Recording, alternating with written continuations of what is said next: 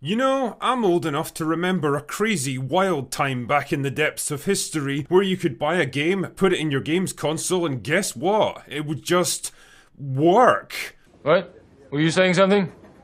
Look, I don't speak Spanish.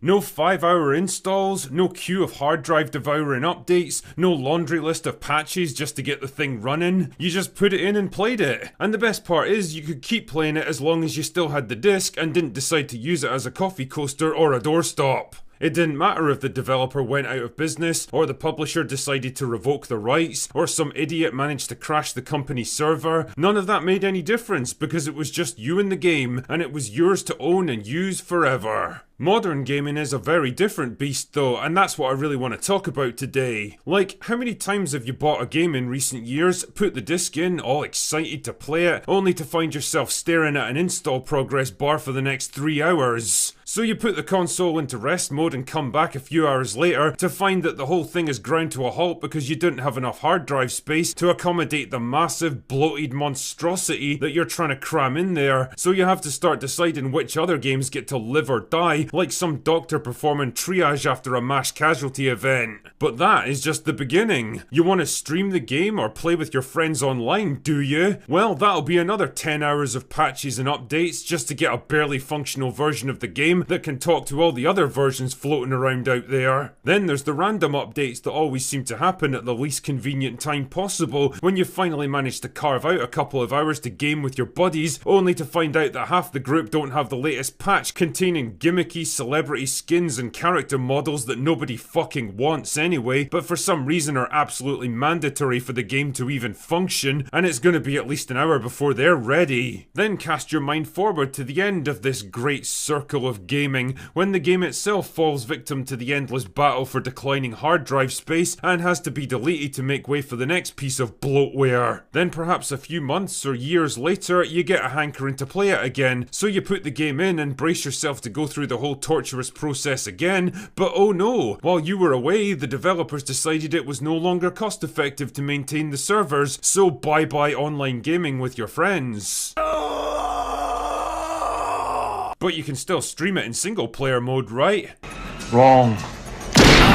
Nope, because without the servers you can't download all those vital updates that allowed the game to work online in the first place, or just work in general, so what you're stuck with instead is a buggy, unfinished, barely functional piece of shit that cost upwards of $80 and can't do much of anything now except eat up hard drive space. And that's the best case scenario. More and more games these days don't even come on discs at all, so even if you do buy a physical copy, it's literally just an access key for you to download the game itself from the developer's server. And if that server ever happens to go offline because of technical failures, commercial changes, or the company just straight up going out of business, guess what? You're fucked, and you'll never be able to play that game again. All of this is to say that, well, I kind of fucking hate what gaming's become now. I hate how managing my gaming library's become more convoluted than filing my tax returns, praying I haven't missed out some vital subsection or obscure patch buried 3 menus deep. I hate how buying a new game means embarking on a multi-day emotional roller coaster just to get the thing fucking working. I hate how everything, even single player games for some reason, somehow requires an internet connection all the time for no obvious reason, like it'll die of loneliness without constant reassurance. I hate feeling like every game I own is somehow living on borrowed time, like at any moment some asshole developer might decide to pull the plug and shut it all down. But most of all, I miss the simple pleasure of just putting a game in and playing the fucking thing, and knowing that it's mine forever and I could come back to it 10 years from now if I wanted and still be able to pick up where I left off. As a little side note, that really did happen with Final Fantasy VIII on the PlayStation. I got so stuck on the Adele fight back in 1999 that I threw a big hissy fit, chucked the game in a drawer and didn't fire it up again until 2008, found my old save file on the memory card and finally battled my way through to the end almost 10 years after buying it. Fuck, I hate that game. Anyway, I digress. It seems like I'm not the only one who feels like gamers are getting a bit of a shitty deal these days, which is why the Stop Killing Games movement has gained so much traction traction over the past few weeks, and I'll be honest, I 100% agree with them. Something has to be done to safeguard gamers and their purchases and guarantee some kind of post-life support for older games. And look, I know we're never going to go back to what we had 20 years ago. Games now are orders of magnitude bigger and more complex than they were back in the 90s and the 2000s, and it's good that we're still pushing the boundaries of what's technically possible. Although I'd argue that we're kind of reaching the limits of what can be done graphically, but that's another discussion.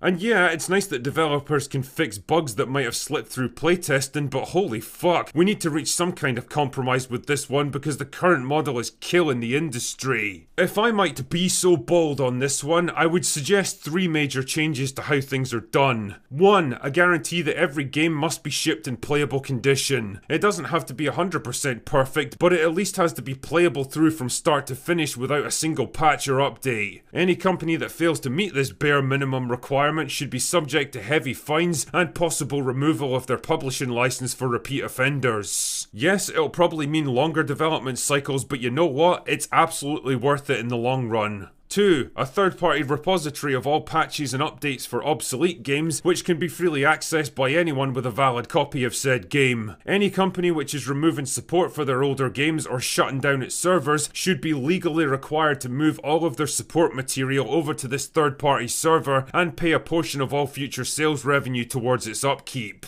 3. An end to always online functionality. Any games should be playable offline no matter the style or the genre. I don't need my every move and decision being constantly fed back and shared for vaguely defined research purposes, and if I want to play a game on my own in my house with no internet connection, then that is my fucking right. And it should be yours too. Now, I don't pretend to know if any of these ideas can or will be implemented, but goddamn, something needs to change in the industry, because just like the bloated and overpriced software that it produces now, it feels like it's collapsing under its own greed, weight, and excess. And well, people have had enough now. I know I have.